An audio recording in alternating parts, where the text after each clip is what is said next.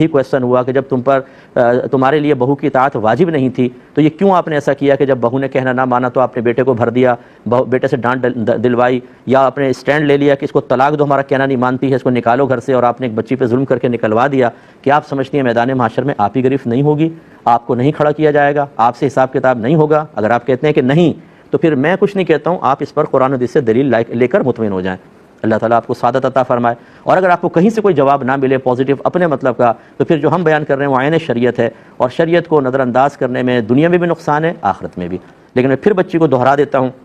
کہ ساس کو اپنا بنائیں، اسے مخالف نہ بنائیں۔ شرعی مسائل کو بنیاد بنا کر اگر آپ کسی کے ادب و احترام کو ترک کرتے ہیں تو پھر شوہر کو بھی بہت سے شرعی مسائل کو بنیاد بنا کر آپ کے لیے مشکل کھڑی کر سکتا ہے۔ ہر ایک کو ہم نے تو شریعت سیکھی نہیں ہوتی نا، ہمارے گھروں میں اپنے بنائے ہوئے خود ساختہ قوانین سے نظام چل رہا ہوتا ہے۔ نظام شریعت تو جانتے ہی نہیں ہیں۔ شوہر کو کیا پتہ ہے کہ کیا میرے حق ہیں، کیا فرائض؟ بیوی کو پتہ ہے؟ ایک ڈائری لیں اور اس پہ اپنے حق اور فرائض لکھیں کہ یہ میرے حقوق ہیں، یہ چیزیں مجھ پہ فرض ہیں، اور اس کے بعد کسی اچھے مفتی صاحب سے فتویٰ لے لیں اس کے اوپر، یہ جو ہم نے خود ساختہ حقوق اور فرائض کی ایک فہرست بنائی ہوئی ہے، ان میں سے کتنی کی شریعت واقعی اس کو حق مانتی ہے، واقعی اس کو ہم پر چیزیں کو فرض مانتی ہے؟ آپ دیکھیں گے کہ اگر آپ نے 10 چیزیں لکھی ہیں، 8 تو ویسے ریجیکٹ ہو جائیں گی، کوئی 2 چیزیں ہوں گی، اور بہت ساری ایسی ہوں گی جو آپ نے لکھی نہیں ہوں گی، حالانکہ شریعت نے ایک شوہر پر یا بیوی پر یا ساس پہ یا سسر پہ یا نندوں پہ واجب قرار دی گئی ہوتی ہے، اور ہمیں پتہ ہی نہیں ہوتا، کیونکہ ہم دین تو سیکھتے ہی نہیں ہیں، اور اسی کا سب سے بڑا نقصان ہوتا ہے۔ میں نے کافی اس کا جواب دے دیا ہے، اس جواب کو 2-3 دفعہ سنیں۔ ہوتا یہ ہے کہ خواتین کو جب اپنے مطلب کی کوئی بات لگتی ہے تو وہ ذہن میں بیٹھ جاتی ہے،